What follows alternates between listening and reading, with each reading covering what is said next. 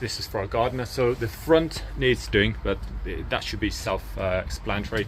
If you're able to just clean and remove as much of this mess as possible, fix this gate so it's secure,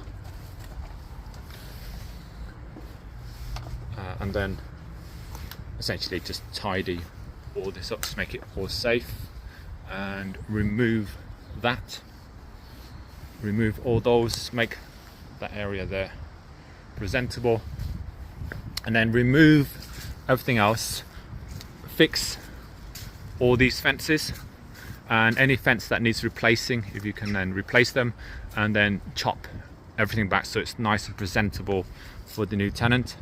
I think the new tenant's moving in on the 23rd of January. Yeah, just clean all this, and there's a gap there. Yeah, then that's it. Right, thank you.